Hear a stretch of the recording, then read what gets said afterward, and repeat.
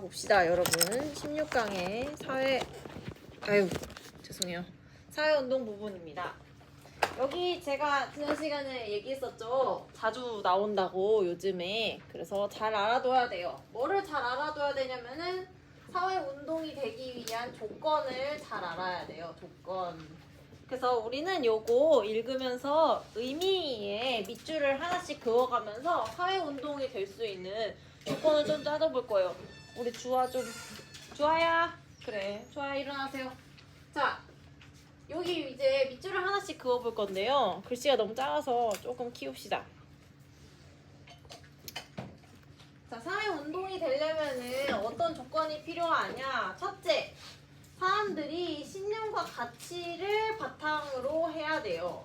그러니까 뭐 예를 들어서 뭐 잠이 와서 잔다. 예를 들면 이런 거는 이제 신념과 가치가 있는 행동은 아니잖아요. 그런 것은 이제 사회운동이 될 수 없고 그 행위를 뒷받침하는 어떤 가치관, 나의 신념, 의지 이런 것이 있어 주어야 우리가 그것을 사회운동이라고 부를 수가 있어요.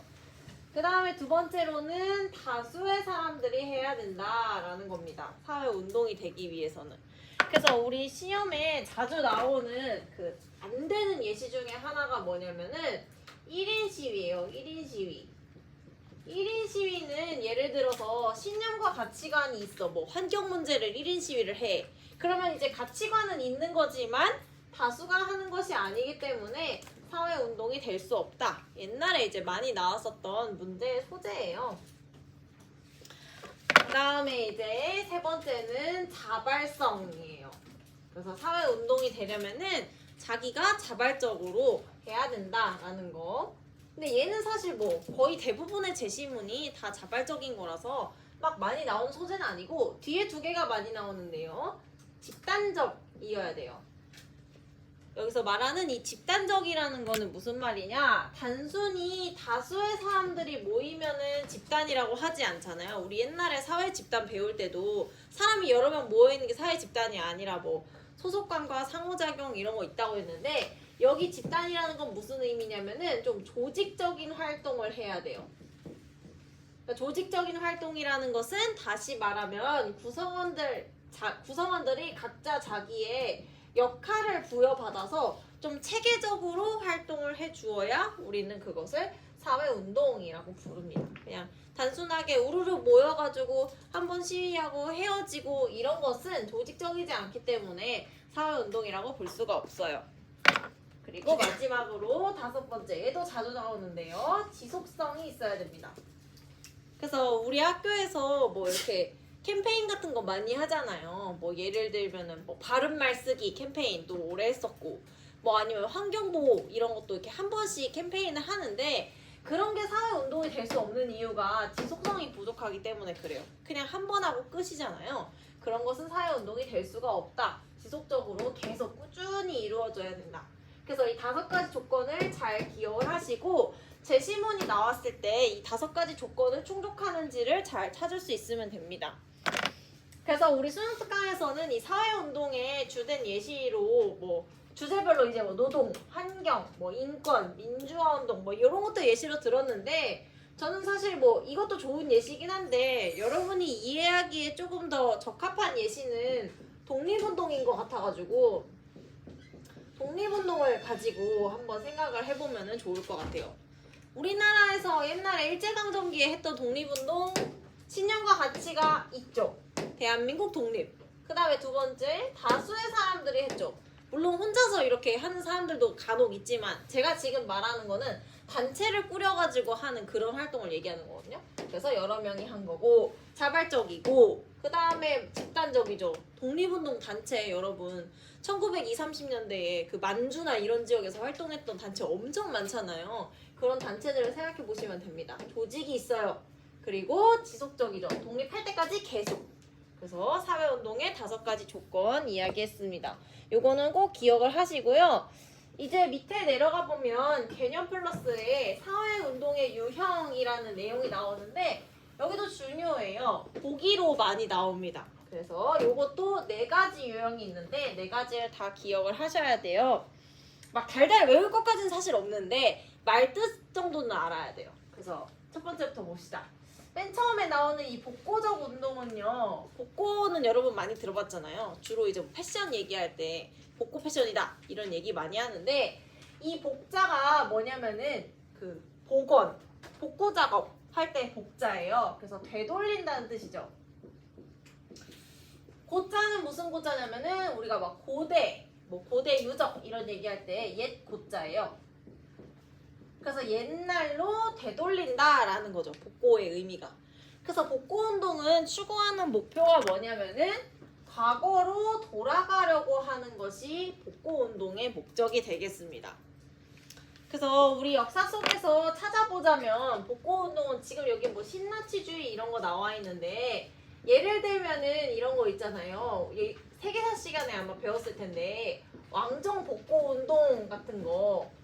그러니까 예를 들어서 시민혁명을 이제 해서 이제 왕이 없어지고 공화정이 되었는데 이거를 이제 거부하고 다시 옛날의 왕을 되찾아오자라고 하는 그런 운동들을 옛날에 했단 말이죠. 그런 게 이제 왕정 복고, 다시 왕이 정치하는 시대로 돌아가자라는 운동이 되겠죠.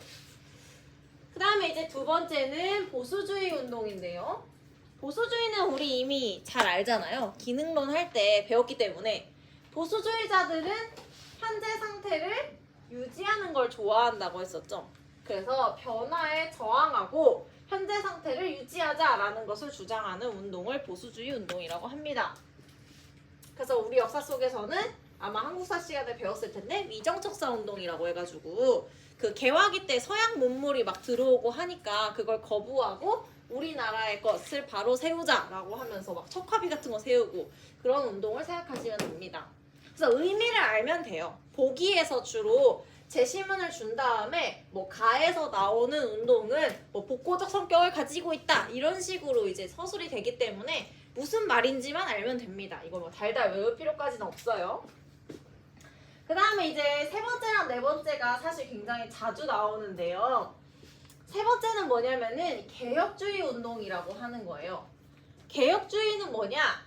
이 밑에 두 개랑 비교가 서로 많이 되는데 얘는 사회 구조를 고치는 게 아니라 특정 부분에서의 변화를 추구하는 운동을 개혁주의 운동이라고 해요.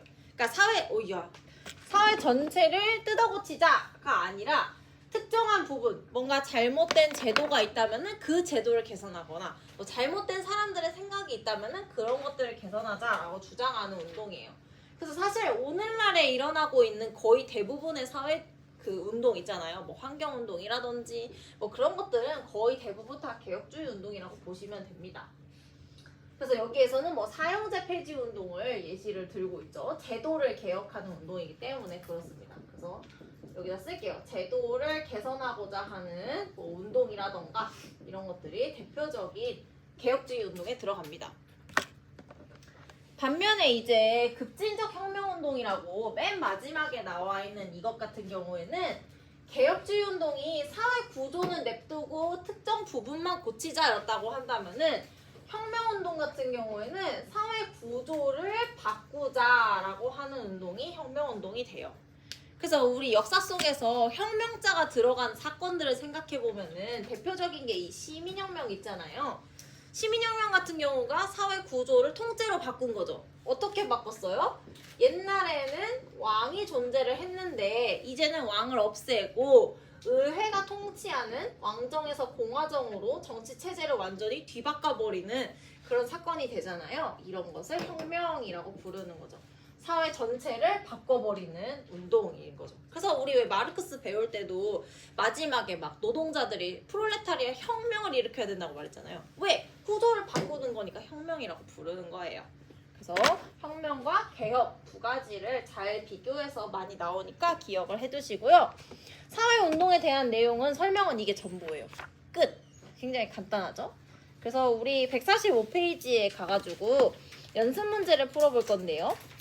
145페이지에 뭘 풀 거냐면 8번 문제를 풀 거예요. 자, 여기 8번 문제. 요거 한번 지금 풀어봅시다. 지금 배운 내용을 바탕으로 충분히 풀 수 있어요.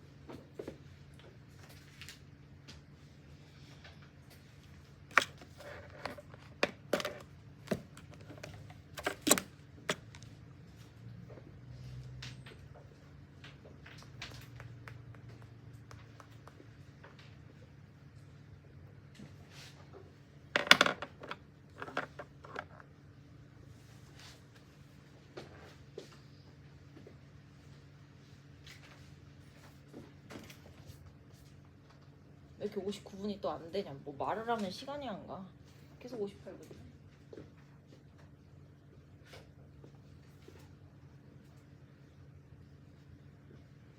59분 됐다. 자, 같이 풀어봅시다. 아까 어제 얘기했던 것처럼 이렇게 두 개의 사례를 주고 이게 사회운동이냐 아니냐 그런 거 비교하는 아주 전형적인 유형이에요. 각국 먼저 봅시다. 각국의 땡땡항공사가 출발 예정 시간부터 3시간이나 지나고 나서 항공기가 이제 결항됐다라고 승객들한테 안내를 했대요. 그래서 엄청 열받았겠죠. 그래서 승객들이 1시간 동안 대체항공편 마련해달라, 손해배상해달라 시위를 했다라고 했습니다. 자, 이 사례는 사회운동이 될까요? 안 될까요? 안 돼요. 그쵸? 왜 안 될까? 이유를 아는 게 중요해. 얘가 사회운동이 될 수 없는 이유는? 그래, 1시간 동안만 했어. 그 뒤에 안 했죠. 그러니까 지금 준혁이 말은 지속성이 떨어져요. 지속적이지가 않아. 그래서 사회운동이 될 수가 없겠죠. 또 하나 정도 더 있을 것 같아. 왜 안 될까? 사회운동. 아까 우리 5가지 배웠었잖아요. 신념과 가치관이 있어야 된다. 그러니까 뭔가 목표가 있어야 되는 거. 그 다음에 자발적인 거. 그 다음에 다수, 조직적, 지속적. 5가지 중에 안 되는 게 또 있을 것 같아. 뭐가 안 될까? 그래, 조직적이지가 않잖아요. 1시간 동안 모인 사람들이 뭐 무슨 조직이 있겠어. 그렇지 않니? 그냥 화난 사람들끼리 야 너도? 나도 막 이러면서 서로 화나가지고 모여가지고 시위하다 간 거죠. 그래서 조직적이지가 않기 때문에 얘도 사회운동이 될 수가 없다. 이유를 이렇게 찾으면서 풀어야겠죠. 그 다음에 두 번째 을국 사례 볼게요. 을국의 땡땡 기업은 친환경적이지 않은데 친환경인 것처럼 홍보해서 그래서 시민단체가 불매운동이랑 신고 캠페인을 지속적으로 펼치고 있다라고 했습니다. 지금 이 제시문 같은 경우에는 아까 위에서 부족했던 점을 자기가 이렇게 메꿨어요. 뭐를 가지고 메웠냐? 일단 시민단체가 이제 캠페인을 하고 있다고 했잖아요. 그러면 시민단체는 조직적인 성격을 갖고 있죠. 구성원의 지휘 역할이 분명하잖아요. 공식 조직이니까. 그래서 이미 여기서는 조직적이라는 거를 알려줬어. 그 다음에 마지막 줄에 보면 또 지속적으로 펼치고 있다고 했기 때문에 여기서도 지속성이라는 특징이 이제 충족이 됐다라는 것을 알 수가 있죠. 그러면 이렇게 저렇게 따져봤을 때 이 두 번째 사례는 사회운동이 될까요? 안 될까요? 그렇죠. 사회운동이 되겠죠. 그렇죠. 신념이 있고요. 그렇죠? 이 불매를 해야겠다라고 하는 신념. 그 다음에 다수, 자발적, 조직적, 그 다음에 마지막 지속적까지 다 충족을 하고 있습니다. 자, 그럼 이제 문제 봅시다. 1번. 기업은 니은과 달리 사회 구성원 간의 갈등을 유발할 수 있다. 자, 여러분 이 보기는 어떨까요? 맞을까요? 틀릴까요? 이거는 틀린 보기겠죠? 왜? 너네 생각해봐. 사회 구성원 간의 갈등을 유발하는 거는 모든 행위가 다 사회 구성원 간의 갈등을 유발할 수 있어요. 이거는 그냥 아무 말이나 쓴 거야, 사실. 그래서 얘는 안 돼요. 2번 볼게요. 기업은 이윤과 달리 일부 집단의 이익을 추구하는 사회운동이다. 기업. 이거는 누구의 이익을 추구하는 거지? 그래, 이 비행기를 타려고 했다가 못한 일부 집단의 이익을 추구하는 거는 맞아요. 일부 승객들만 해당하는 거기 때문에. 그럼 얘는 뭐가 틀린 거야? 그죠, 사회운동이 아니에요. 그래서 틀린 거예요. 3번 볼게요. 니은은 기업과 달리 특정 목표 달성을 목적으로 하는 활동이다 라고 했어요. 니은은 기업과 달리 특정 목표를 달성으로 하네. 그럼 기업은 목표가 없어요? 아니죠. 기업도 목표가 있죠. 손해배상 해달라 라고 하는 목표가 있기 때문에 달리라는 표현이 틀렸어요. 니은은 맞지만. 4번 볼게요. 니은은 기업과 달리 특정 사회문제 해결을 추구하는 사회운동이다. 자, 두 개로 나눠볼게요. 특정 사회문제 해결을 추구하냐? 니은은 사회문제 해결하려고 하는 거니? 맞죠? 기업이 이제 속였잖아. 그거 해결하려고 하는 거죠. 맞아요. 사회운동은 맞아요? 네. 맞죠. 그래서 4번이 정답이 되는 거죠. 5번 볼게요. 기업 니은은 모두 사회체제의 전면적이고 급진적인 변혁을 추구한다. 이거 방금 배웠죠?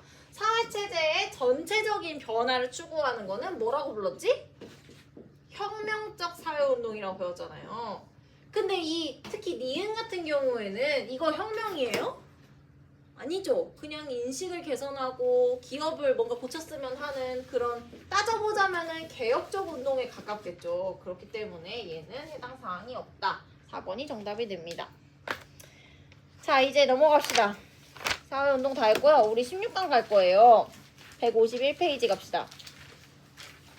자, 151페이지는 이제 16강 마지막 강이에요. 신난다. 이제 끝이야, 끝. 여기 단어는요, 이제 현대사회의 변화와 전 지구적 수준의 문제라고 하는 제목을 가지고 있는데요. 수능에서 주로 출제의 주제가 되는 부분은 뒤에보다는 사실 이쪽이에요.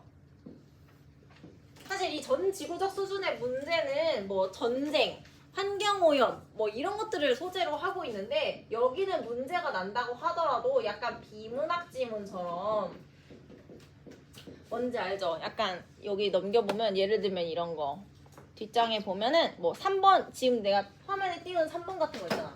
다음 글에서 출발할 수 있는 문제점을 고르세요. 이렇게 제시문 주고 알맞은 거 고르고 이런 건 사실 공부 안 해도 얼마든지 풀 수 있는 문제이기 때문에 그 목평에는 나오더라도 수능에서는 사실 그렇게 뭐 적극적으로 나오는 주제는 아니에요.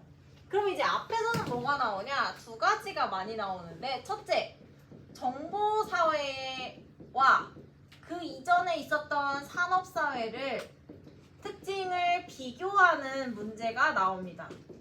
근데 우리 수능 특강에는요, 이 정보사회에 대한 설명은 간략하게 나와 있는데 산업사회에 대한 특징은 서술이 안 되어 있어요. 그래서 오늘은 이 두 개를 몇 가지 척도를 가지고 비교를 하는 걸 하고 마칠 거예요.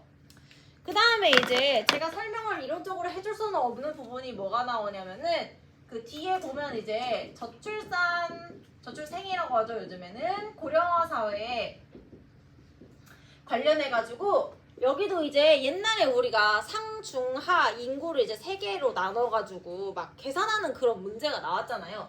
얘도 마찬가지예요. 인구를 유소년, 부양, 노년 이렇게 세 개의 카테고리로 나눠서 도표를 주고서는 계산하는 문항이 나옵니다. 그래서 사실 여기 이론적인 배경이 없어요. 그리고 어차피 문제에서 다 알려줘. 그래가지고 그냥 하면 돼요. 마치 우리 계층 문제 풀었던 것처럼. 그래서 여기는 제가 알려드릴 게 없고 요 위에 거를 설명하고 끝날 거예요. 얘는요 문제풀이 올려놨습니다. 그거 보시면 돼요. 16강 문제풀이 제가 2개의 문제 푸는 거 올려놨거든요. 그거 보시면 됩니다. 자, 그러면 요거 이제 화면은 필요 없고요. 여러분 지금 책 보면은 여러분이 보고 있는 페이지가 이렇게 가운데가 약간 이렇게 비어있는 부분이 있잖아요. 여기에다가 필기를 해도 충분히 할 수 있어요. 제가 6가지의 척도를 가지고 산업사회랑 정보화사회 비교할 거거든요. 나도 이렇게 포스트잇 한 장에 써왔어요. 그래서 공간을 잘 활용하면 충분히 가운데에도 쓸 수 있습니다. 6개만 쓸 거니까. 자, 그러면 요거 끄고요.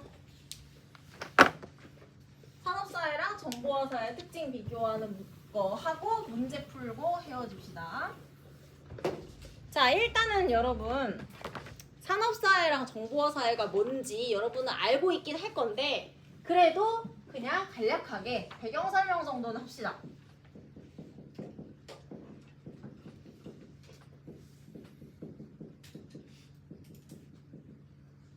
자, 일단은 산업사회는 언제를 이야기하는 거냐?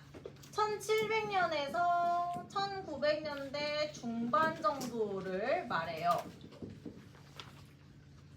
시기적으로는. 그래서 왜 1700년대냐? 1700년대를 세기로 바꾸면 18세기죠. 그래서 이제 산업혁명 이후의 시기를 말하는 거예요. 그래서 이 시기의 가장 큰 특징은 뭐냐면은 인류의 역사에서 처음으로 기계가 등장했다라는 게 가장 큰 특징이죠. 그래서 굉장히 빠른 속도로 많은 물건을 만들어낼 수 있다는 게 이 시기의 특징입니다. 근데 이 시기는 뭐 기술이 엄청나게 발전했던 건 아니기 때문에 똑같은 물건을 많이 찍어내서 그거를 싸게 많이 팔아서 이윤을 추구하는 산업자본주의가 등장을 했었죠. 그래서 이 시기는 주로 이제 소품종 들어봤을 거예요. 대량 생산의 시대다라고 말합니다. 그러니까 이런 거죠. 산업사회는 돈을 벌기 위해서는 일단 돈이 있어야 돼. 그래야 기계를 사서 공장을 지어서 똑같은 물건을 엄청 많이 찍어내서 내다 팔아서 돈을 버는 그런 구조였던 거죠.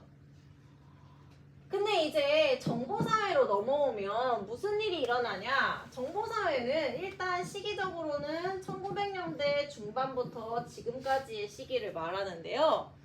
이 시기의 가장 큰 특징이라고 한다면은 이전에는 이 기계를 통해서 물건을 생산해서 돈을 버는 시대였다면 지금은 지식과 정보를 통해서 가치를 창출한다는 게 가장 큰 특징입니다.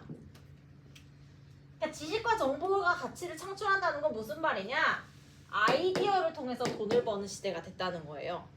우리나라의 성공한 기업들 뭐 다는 아니지만 몇 개의 기업들 한번 생각해봐. 어제 방과후 하느라고 이제 피자 시켜 먹었는데 배달의 민족을 썼거든요.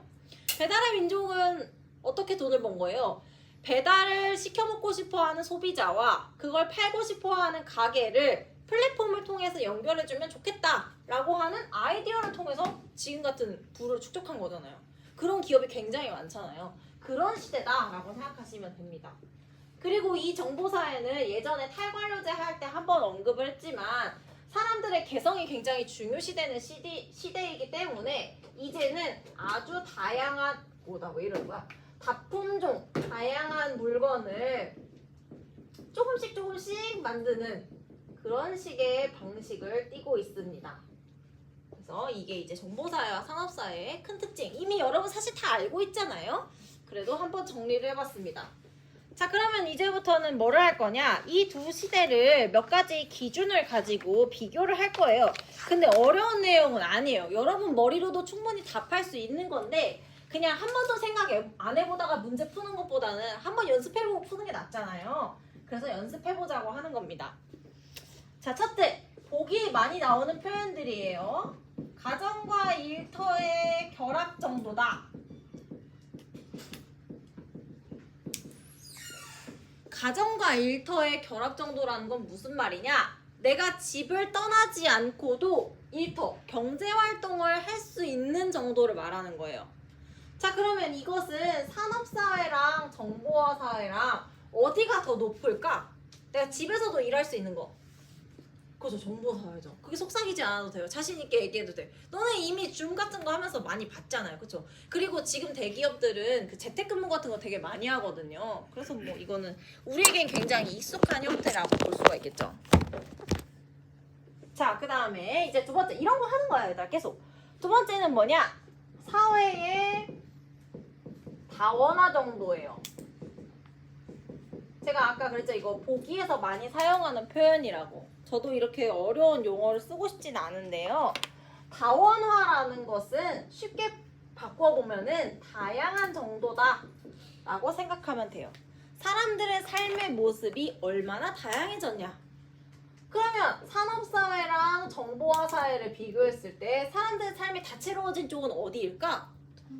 그래요, 정보화사회겠죠. 왜? 산업사회는 과거에 직업 같은 것도 생각해보면 다 비슷비슷하잖아. 도시에 사는 사람들은 다 공장 다니거나 농촌 살면은 농사하고. 근데 지금은 직업도 굉장히 다양하고 많아졌죠. 그래서 이렇게 다양해지고 있습니다, 사회가. 그 다음에 이제 세 번째, 이거 쉬운 거예요. 사회 조직의 관료제화 정도. 이거는 우리 배웠던 내용 생각하면 쉽게 대답할 수 있어요. 사회 조직의 관료제화 정도라는 거는 관료제 조직의 비중이 얼마나 높냐라는 의미거든요. 그러면 산업사회랑 정보화사회 중에 어느 사회가 관료제 조직의 비중이 높을까? 그래, 산업사회. 너네 이거 배웠죠? 왜? 관료제 조직이라는 게 언제 등장했다고 했어? 산업혁명 이후에 공장 막 생기면서 그 큰 공장 어떻게 할까 하면서 생긴 거라고 했잖아요. 근데 사람들의 니즈가 다양해지면서 따라가야 되다 보니까 탈관료제 생겼다라고 했죠. 그러니까 이게 앞에 공부를 잘 해놓으면 이렇게 쉽답니다. 알겠죠? 자, 이제 3개 남았어요. 네 번째는요. 이거 조금 어려울 수도 있겠다. 네 번째는 사회 변동의 속도예요, 여러분. 자, 사회 변동의 속도를 생각할 때는 10년 단위로 얼마나 세상이 많이 바뀌었는지를 쪼개서 생각해 보면 돼, 얘들아. 산업사회에서 10년 단위로 세상이 확확 바뀔까? 정보화 사회에서 확확 바뀔까? 그래, 맞아. 너네 똑똑하구나. 맞아요. 혹시 이해가 안 가면은 그걸 생각하면 돼. 이 산업사회가 1700년대에서 1900년대까지라고 했잖아요. 최초의 이제 기계, 증기기관이 발전하고 처음에 나타나고 나서부터 최초의 예를 들어 무선전화기가 나타나는 데까지 제가 알기로 최초의 무선전화기가 1900년대 초반인가 만들어졌다 했거든요. 그럼 대충 한 200년 걸린 거잖아. 그쵸? 근데 이제 정보화 사회 그 스티브 잡스가 나는 이제 인터넷 통신이 되는 무선전화기를 만들 거야 라고 선언한 게 뭐 2003년인가 그렇대요. 2003년인지 6년인지 하여튼 그때부터 시작해서 지금까지의 스마트폰의 변천사를 생각해봐. 엄청나게 많이 바뀌었죠. 기능도 되게 다양해지고. 그래서 10년 단위로 쪼개보면은 정보화 사회가 훨씬 변동 속도가 빠릅니다. 자, 이제 5번째예요. 요거 쉬워. 뭐냐면 대면 접촉의 비중이에요.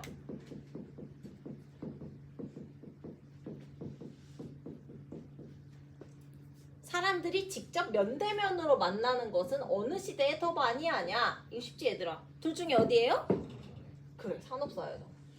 왜 산업사회는 비대면 접촉을 할 수 있는 그게 펜지밖에 없어요. 근데 지금 정보화 사회는 뭐 되게 많잖아요. 매체가 발달이 많이 됐기 때문에 뭐 화상으로도 만날 수 있고 아니면 인터넷 공간에서도 만날 수가 있죠. 자, 이제 마지막입니다. 이거 아까 잠깐 언급했던 거거든요. 얘는 뭐냐면 직업의 동질성 정도예요.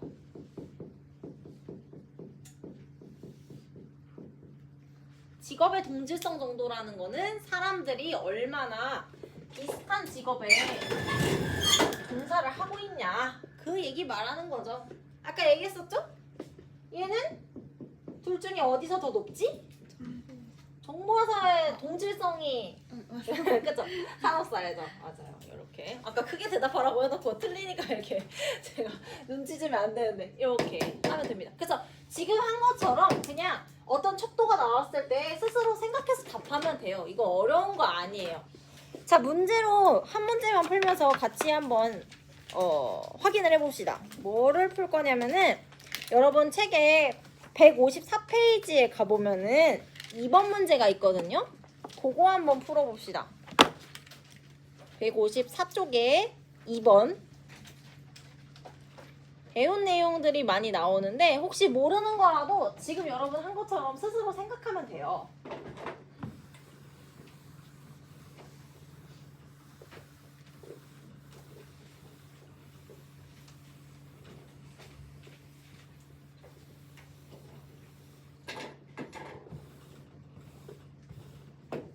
다 진짜 이것만 하면 우리 이제 1학기 수업 끝이다. 너무 좋아.